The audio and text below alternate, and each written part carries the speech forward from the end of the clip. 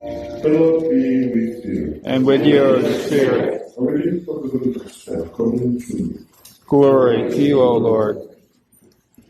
While some people were speaking about how the temple was adorned with costly stones and votive offerings, Jesus said, all that you see here, the days will come when there will not be left a stone upon another stone that will not be thrown down. Then they asked him, Teacher, when will this happen? And what signs will there be when all these things are about to happen? He answered, see that you not be deceived, for when you will call in my name, saying, I am he, and the time has come. Do not follow them. When you hear of wars and insurrections, do not be terrified, for such things must happen first, but it will not immediately be the end. Then he said to them, nations will rise against nations, and kingdom against kingdom. There will be powerful earthquakes, famines, and plagues, from place to place. And awesome signs and mighty deeds will come from the sky. Before all this happens, however, they will seize and persecute you. They will hand you over to the synagogues and to prisons, and they will have you led before kings and governors because of my name. It will lead to your giving testimony. Remember, you are not to prepare your defense beforehand, for I myself shall give you a wisdom in speaking, that all your adversaries will be powerless to resist or refute. You will even be handed over by parents, brothers, relatives, and friends, and they will put some of you to death. You will be hated by all because of my name. But not a hair of your head will be destroyed. By your perseverance, you will secure your life. The Gospel of the Lord. Praise to you, Lord Jesus Christ.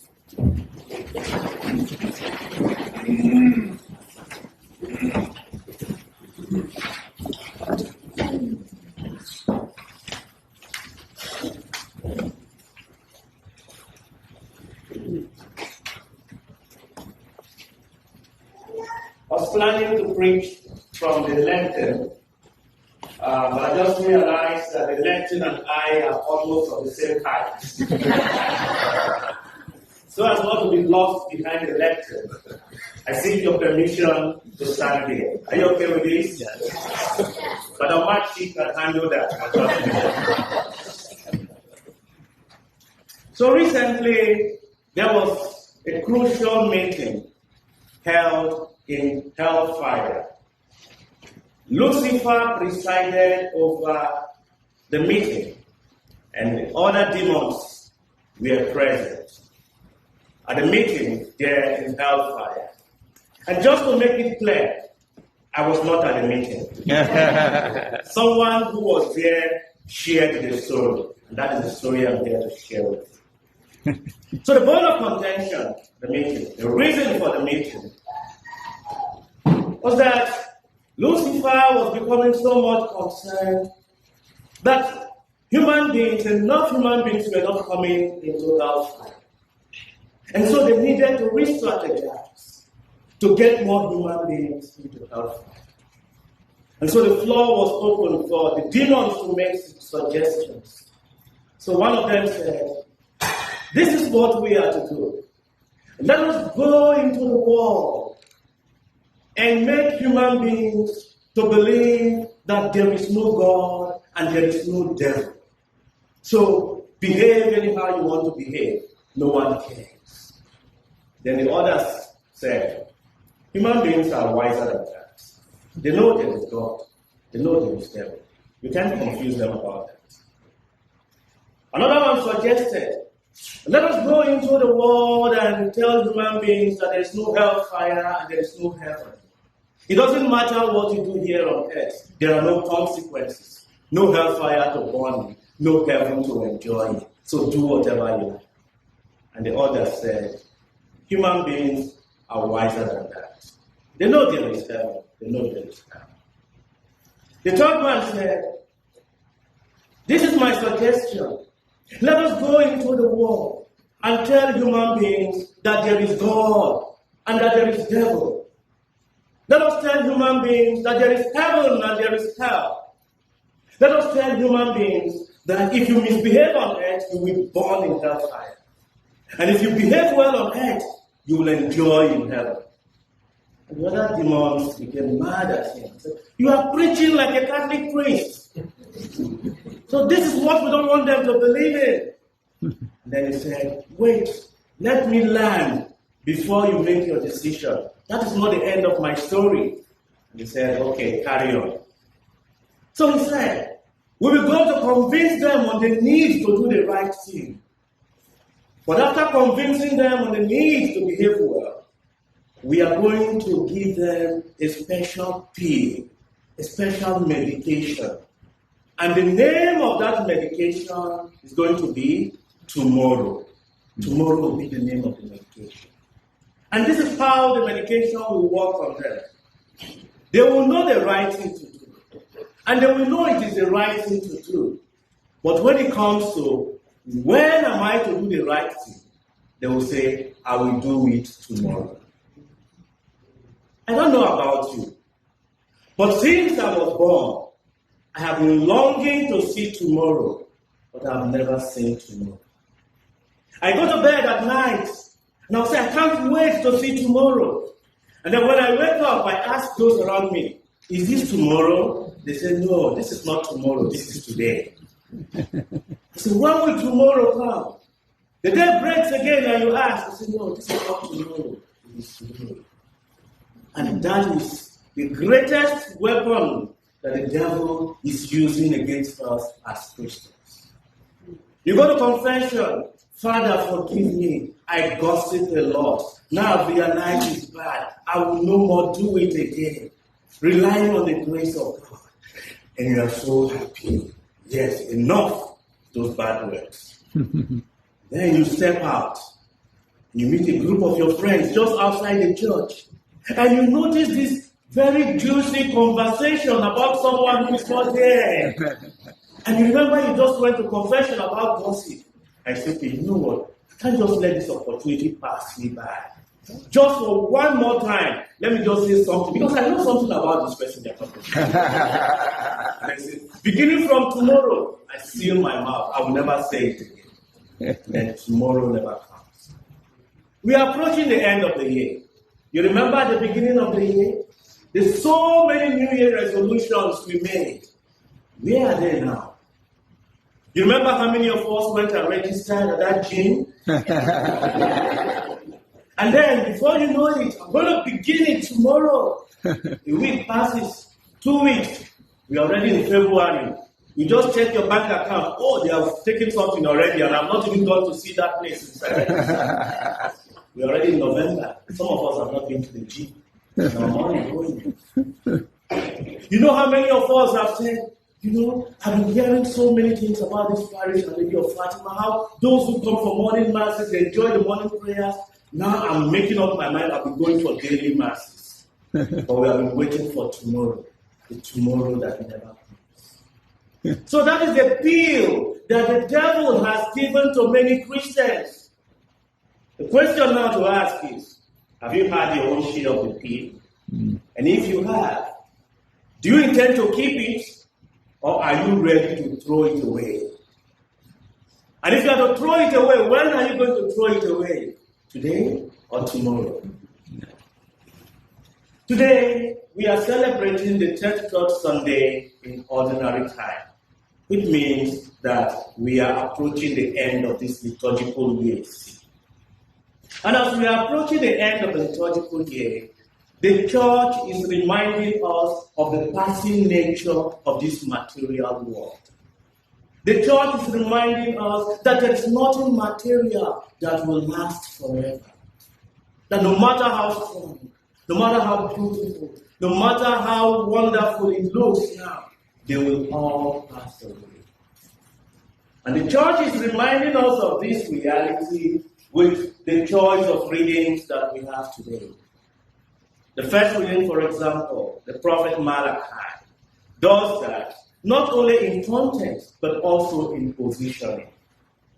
The prophet Malachi is the last of the 12 minor prophets in the Old Testament.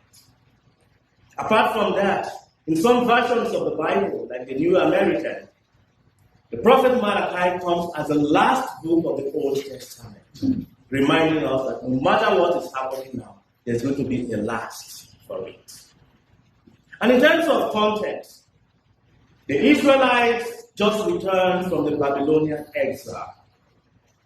They heard the prophecies. Their ancestors heard the prophecies of a great future. But they arrived, and things were not going on well. The wicked seemed to prosper, while the good people seemed to suffer. And they kept asking, God, how long? How long will this last? Then the prophet said, do not give up hope. A day will come when the fire will arrive. And when the fire comes, it will burn the wicked.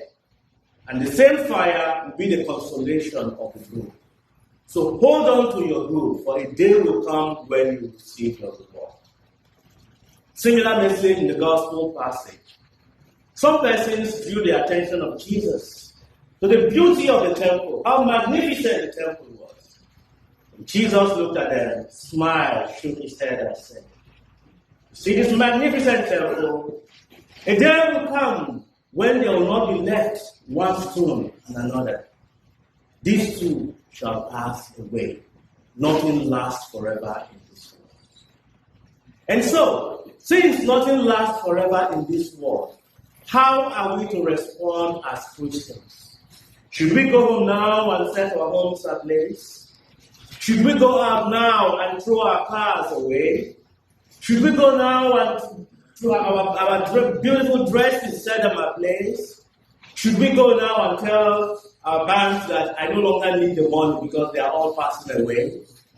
St. Paul says that is not what we are talking about.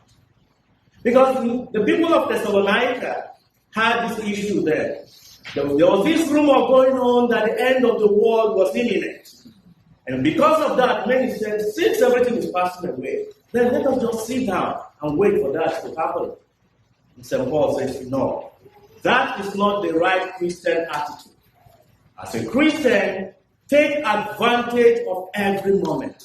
Keep working. For whoever does not work must not eat. So be active. Don't just stay passively waiting for that day to come. Do every good that is possible now while you have it. And let God take care of the rest. So that is the central message of today. That the world as we know it is passing away. Nothing lasts forever. Recently, I went to visit a patient in the hospital. A lady who was dying actively. And I saw her lying in her bed. By the bed, on the desk, was a picture of a beautiful lady. I could not just take my eyes away from the picture. So I had to ask her, is that your daughter? And then she looked at me, smiled, shook her head and said, no, that's not my daughter. That's me. I took that picture about 3 months ago. I looked at the beauty queen in the picture, then looked at what was left in her in bed. And I could not reconcile the relationship. How 3 months already was enough to do this to this person. I fought my tears. I said, look at how everything passes away. Just 3 months ago, she was the envy of every girl in town. 3 months afterwards, we look at her, no beauty to behold in her. And so with this, I ask, what is the source of your pride? What is making you to walk around with your shoulders so high? Your beauty, your handsomeness, your strength, your six-pack, or for some of us, one pack. Whatever it is, I have news for you. These too shall pass away. Your connections, your influence, just keep naming them. These too shall pass away. Or why is it that smile has disappeared from your face? What is the source of your depression? What is the source of your hopelessness? What is the source of your pain? I have news for you. These too shall pass away. Let us not hold on to anything here on earth, for none will last forever. Only God will last forever. And that is why the one who holds on to God can never fail. The one who holds on to God will have nothing to lose. That is the message that the church is passing across to us today as we are ending this liturgical year. Another thing about the church that reminds us of the passing nature of this life is the word parish. This is the parish of Our Lady of Fatima. The etymology of the word parish is traceable to the Greek word paroikia, which means sojourning, traveling. So each time we say, I am a parishioner of Our Lady of Fatima, it means I belong to the travelers who are in that shape that is called Our Lady of Fatima. I belong to the travelers who are on flight Our Lady of Fatima. I belong to the caravan that is called Our Lady of Fatima. So we are in a ship. We are all traveling. We are all sojourning. We are all on a mission. Whether you like it or not, every step we take draws us closer to our grave. Right now that I am talking, I am closer to my grave than when I began the journey. It's just like birthdays. When people gather for birthdays and they sing, happy birthday to you, happy birthday to you. As they are singing it many times, under that I sing, you are getting closer to your grave, you are getting closer to your grave. So each birthday draws us closer to our grave. This is not meant to depress you, but it's just to bring up this reality that time is passing. And since time is passing, do not take any moment for granted. That person you need to call, don't wait for tomorrow. Call that person now. That person you need to apologize to, do that now because you are not assured of the next moment. That person you need to help, don't wait until tomorrow. Do that now. So, my dearly beloved, if you have forgotten everything I have said today, just bear this in mind. Do not forget it. The central message for today is, if you have anything that is good to do, just do it now. Oh.